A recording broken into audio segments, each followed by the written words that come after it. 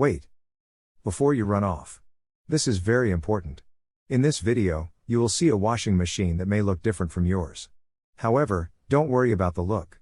What to look for is if you have 6 cycle lights in a row under the control knob, like this. If you do, then this repair guide will work for you. My name's George and I have repaired over 10,000 washing machines, dryers, and stoves and have 10+ years experience running an appliance repair business. The tips, tricks and insights I'm about to share with you, you won't find anywhere else on the internet. In this video we will be discussing the most sold top-load washer in the world, which is sold at Lowe's, Home Depot and other local stores. Let's get straight into it. Make sure to hit the like and subscribe button. Vertical modular washers, VMWs, are the cheapest and most sold washers worldwide. They are manufactured by Whirlpool and packaged with different brand names such as Maytag, Roper, Kenmore, Amana, Crosley and many more. VMWs have a secret diagnostic mode that can tell you what's wrong with them. This diagnostic mode makes anyone and everyone an instant washer repair pro. I will show you exactly what to do to get the washer to diagnose itself and tell you the issue. VMWs come in all different shapes, sizes, and brands. They have a life expectancy of 3 to 5 years. All new appliances are only lasting 3 to 5 years. VMWs are the new washing machine prototype. The old-style washer can no longer be bought new. You will find tons of these machines without agitators. They are fading out the agitator, which is the device in the middle that washes the clothes, because it takes up too much room. VMWs are considered disposable, and most repair companies will not work on them. However, they will still charge a service fee. The main parts of a VMW are the lid lock, water pump, suspension rods, shift actuator, and control board. 99% of repairs done on VMWs are on these 5 parts. Here are some of the main problems and related parts with VMWs. Won't drain, water pump, won't turn on, control board. No spin, shift actuator, won't open, lid lock, banging or shaking, suspension rods. In my expert opinion, VMWs are pieces of junk. Most have no agitator, are poorly made, and have an annoying lid lock.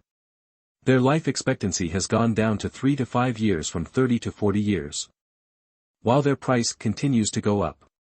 If you are considering buying a new washer, I would advise you to purchase the vertical modular washer and the 5-year warranty add-on. I guarantee you will wish you did if you don't. There are many other washing machines on the market, but they are a waste of money. They don't last any longer than the VMWs, and cost more because of the functions it comes with, not because it's a tougher, longer-lasting appliance. I hope this information has helped you in the right direction. Make sure to hit the like and subscribe button. Entering recalibration mode. With the washer shut off and the basket empty, no water or clothes inside, and with the lid shut, enter the recalibration cycle. Here's how. Turn the control dial 1 complete rotation, 360 degrees, counterclockwise. Stopping with it facing straight up. Quickly, within about 6 seconds, turn the control dial 3 clicks clockwise, 1 click back, and 1 click more clockwise.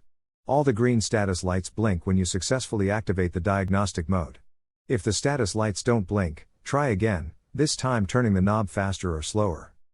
In the diagnostic mode, with all lights flashing, select the calibration cycle by turning the control dial 4 clicks clockwise or 4 clicks right.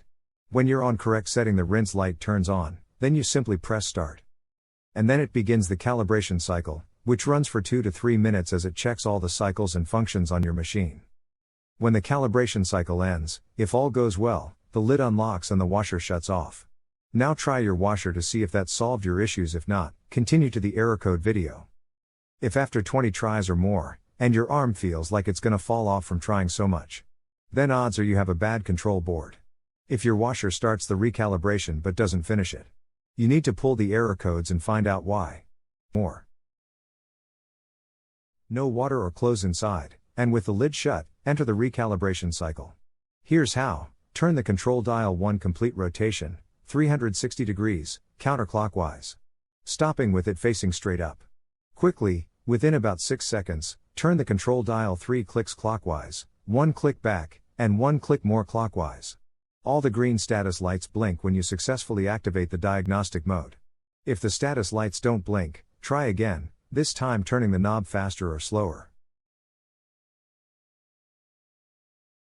Now, we need to retrieve the codes. Follow these steps to display the error code lights. Step 2, turn the control dial one click clockwise, then press the start button. Now you are reading the error codes.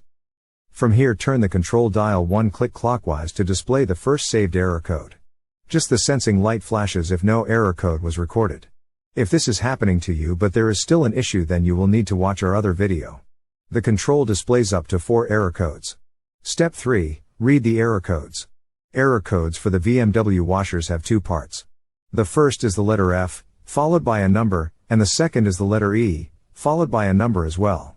Which lights are illuminated indicate the numbers. The sensing light on indicates the letter F. The sensing light off indicates E. The wash light equals 8. Rinse equals 4. Spin equals 2. And cycle complete 1. For example, for error code F5E3, when the sensing light is on, the rinse and the cycle complete lights are on. Adding all 3 together equals 5. This means the first part of the code is F5. Then, on the other flash of lights, the sensing light is off, but the spin and the cycle complete lights are on. Adding them together makes 3. The second part of the code would be E3. That's one code. The same error code flashes repeatedly, until you turn the dial one click clockwise, to show the next error code. Turn the dial again and see if you have any other codes. If there is no more codes, then you're done. To exit diagnostic mode, turn the washer off. Now, you have your error code. Use these images in this video to look up your error codes. Look in your washer repair manual, or just Google top load washer error code and enter the code, and it should come up no problem.